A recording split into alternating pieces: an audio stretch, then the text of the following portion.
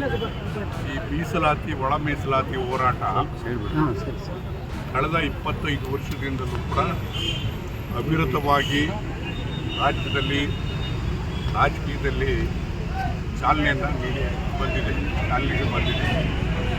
ಸದಾಶಿವ ಆಯೋಗ ನೇಮಕ ಆದಂಥ ಸಂದರ್ಭದಲ್ಲೂ ಕೂಡ ನಾನು ಸಚಿವ ಸಂಪುಟದ ಸದಸ್ಯನಾಗಿದ್ದೆ.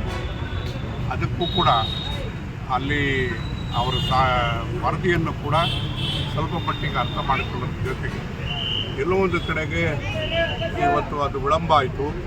ಅದಾದ ಮೇಲೆ ನಾಗಮೋಹನ್ ದಾಸ್ ಅವರ ಅಧ್ಯಕ್ಷತೆಯಲ್ಲಿ ಒಂದು ಸಮಿತಿ ಆಗಿದೆ. ನಾನು ಆ ನಾಗಮೋಹನ್ ದಾಸ್ ಅವರ ಕೊಟ್ಟಿರ್ತಕ್ಕಂಥ ವರದಿಯ ಮಾಹಿತಿಯನ್ನು ಕೂಡ ನನಗೆ ಸ್ವಲ್ಪ ಮಟ್ಟಿಗೆ ಗೊತ್ತಿದೆ. ಸರ್ವೋಚ್ಚ ನ್ಯಾಯಾಲಯ ಕೊಟ್ಟಿರ್ತಕ್ಕಂಥ ತೀರ್ಪಿನ ಅನ್ವಯ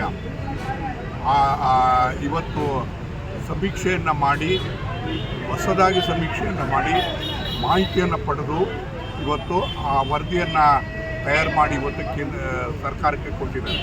ಸರ್ಕಾರದ ಮುಂದಿದೆ. ಅಲ್ಲೋ ಇಲ್ಲೋ ಒಂದು ಕಡೆಗೆ ಅಪಸ್ವರಗಳು ಬರ್ತಾ ಇರ್ತಕ್ಕಂಥದ್ದು ತರವಲ್ಲ. ಸದಾಶಿವ ಆಯೋಗದಿಂದ ಇಲ್ಲಿವರೆಗೂ ಕೂಡ 25 ವರ್ಷಗಳ ಕಾಲ ಈ ಸಮುದಾಯ ಈ ಒಳ ಮೀಸಲಾತಿ ಅಂತಕ್ಕಂಥ ಈ ವಿಚಾರ ಇವತ್ತು ನಮ್ಮ ಮುಂದೆ ಇರಬೇಕಾದಾಗ ಇನ್ಯಾರೂ ಕೂಡ ಧ್ವನಿ ಎತ್ತದಲ್ಲೇ ಇವತ್ತು ಯಥಾವತ್ತಾಗಿ ಬಂದಿರತಕ್ಕಂಥದ್ದನ್ನು ಒಪ್ಪಬೇಕಾಗ್ತದೆ ಅಂತಕ್ಕಂಥ ಮಾತನ್ನು ಈ ಸಂದರ್ಭದಲ್ಲಿ ಹೇಳಿ ಇವತ್ತು ಬಹುಶಃ ನಾಳೆ ಇಲ್ಲ ನಾಡಿದ್ದು ಸಚಿವ ಸಂಪುಟದಲ್ಲಿ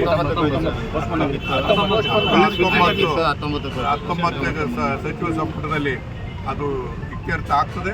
ಮತ್ತು ಯಾವುದೇ ಸಂದರ್ಭದಲ್ಲೂ ಕೂಡ ಇವತ್ತು ನಾಗಮೋಹನ್ ದಾಸ್ ವರದಿ ಅದು ತತ್ವಶಃ ಜಾರಿಯಾಗಬೇಕು. ಆ ಪ್ರಕಾರ ಈ ಸಮುದಾಯಕ್ಕೆ ಅನೇಕ ವರ್ಷಗಳಲ್ಲಿ ಆಗಿರ್ತಕ್ಕಂಥ ಅನ್ಯಾಯವನ್ನು ಇವತ್ತು ತೊಡೆದಾಕೋದಕ್ಕೆ ಸಾಧ್ಯ ಆಗ್ತದೆ. ನಾನು ಯಾವತ್ತೂ ಕೂಡ ಸಮುದಾಯದ ಪರವಾಗಿದ್ದೇನೆ, ಸಮುದಾಯದ ಜೊತೆಗಿರ್ತೇನೆ ಮತ್ತು ಆ ಮೀಸಲಾತಿಯ ಹೋರಾಟದಲ್ಲೂ ಕೂಡ ಜೊತೆಗೆ